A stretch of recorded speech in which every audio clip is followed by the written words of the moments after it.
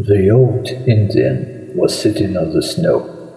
It was Kashkash, former chief of his tribe. Now all he could do was sit and listen to the others. His eyes were old. He couldn't see, but his ears were wide open to every sound. Aha, that was the sound of his daughter. Sid came to her. She was beating the ducks, trying to make them stand in front of the snow sleds. He was forgotten by her and by the others too. They had to look for the new hunting grounds. The long, snowy ride waited. The days of the Northlands were growing short. The tribe couldn't wait for death. Kashkash was dying. The steep, crackling noises of frozen animal skins told him that the chief's tent was being thrown down. The chief was a mighty hunter. He was his son, the son of Kashkash. Kashkash was being left to die. As the women worked, old Kashkash could hear his son's voice drive them to work faster. He listened harder. It was the last time he would hear that voice. The children cried. A woman sang softly to quiet it. The child was Kuti, the old man thought, a sickly child. It would die soon, and they would burn a hole in the frozen ground to bury it. They would cover its small body with stones to keep the wolves away. Well, what of it? A few years, and in the end, death. Death waited every hungry. Death had the hungry stomach of all. Kashkash listened to the other sounds he would hear no more. The men tying strong leather rope around the sleds to hold their belongings. The sharp sounds of leather whips, ordering the dogs to move and pull the sleds. Listen to the ducks cry. How they hated the work. They were off, sled after sled, moved slowly away into the silence. They had passed out of his life. He must meet his last hour alone. But what was that? The snow packed down hard under someone's shoes. A man stood beside him and placed a hand gently on his old head. His son was good to do this.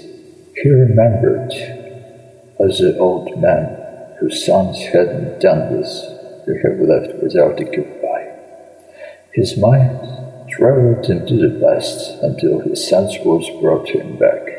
"It is well with you?" his son asked, and the old man answered, "It is well. There is wood next to you, and the fire burned bright." The son said, "The morning is grey and the cold is here. It will snow. Even now it is snow." The tribesmen hurry. Their loads are heavy and their stomachs flat from little food. The way is long and they travel fast. I go now. All is well. It is well. I am as last year's leaf that sticks to the tree. The first breath that blows will knock me to the ground. My eyes no longer show me the way my feet go. I am tired and all is well. He lowered his head to his chest and listened to the snow as his son rode away. He felt the sticks of wood next to him again. One by one, fire would eat them. Then step by step, death would come. When the last stick was gone, the cold would come. First, his feet would freeze, then his hands. The cold would travel softly and slowly from the outside to the inside, and he would rest. It was easy. All men must die. He felt sorrow, but he didn't think of his sorrow. It was the way of life. He had lived close to the earth and the law was no new to him. It was the law of the body. Nature wasn't kind to the body. She wasn't thoughtful of the person alone. She was interested only in the growth, the race, the species. This was deep thought for the cockshock. He had seen examples of it in all his life. The tree sap in early spring, the newborn green leaf, soft and fresh as skin, the fall of the yellowed dry leaf. In his lawn was all history.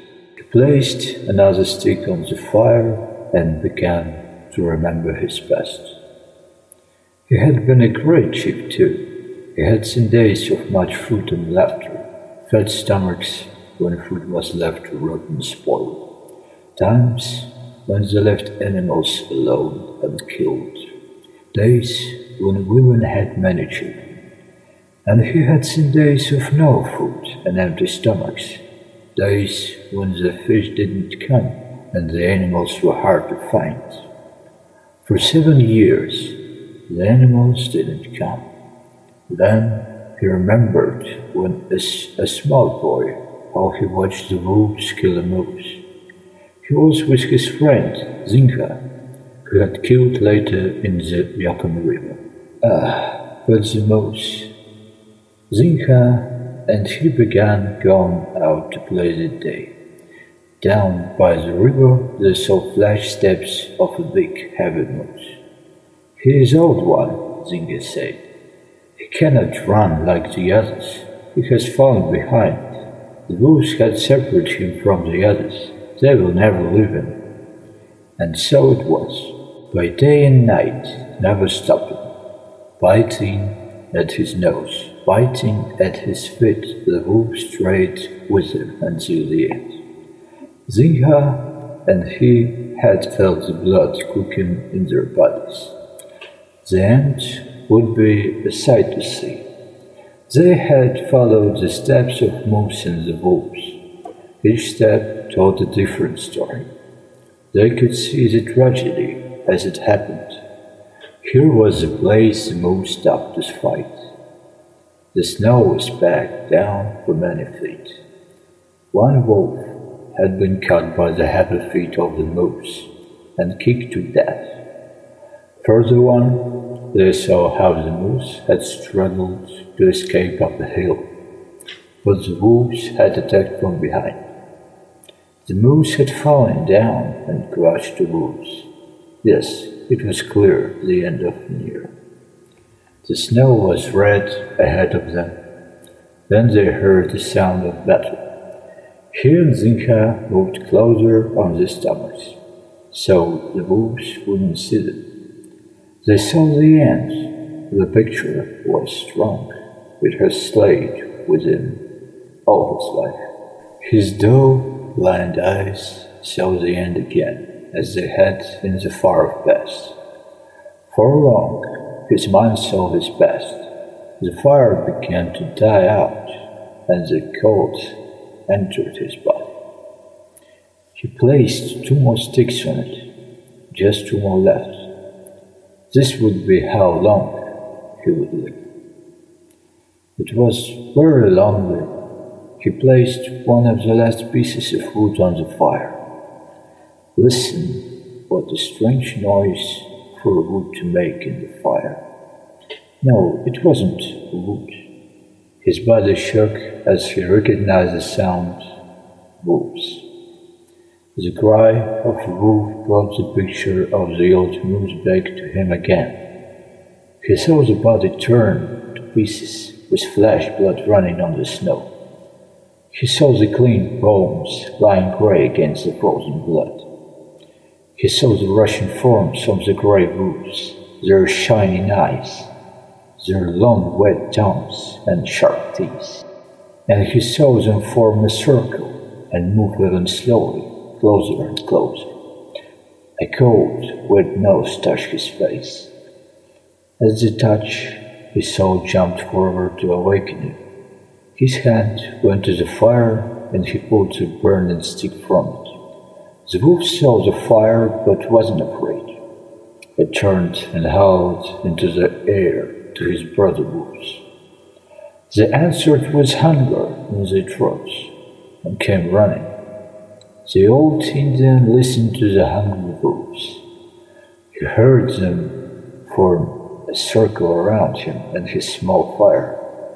He waved his burning stick at them, but they didn't move away. Now, one of them moved closer, slowly, as if to test the old man's strength. Another and another followed. The circle grew smaller and smaller. No one moved straight behind. Why should he fight?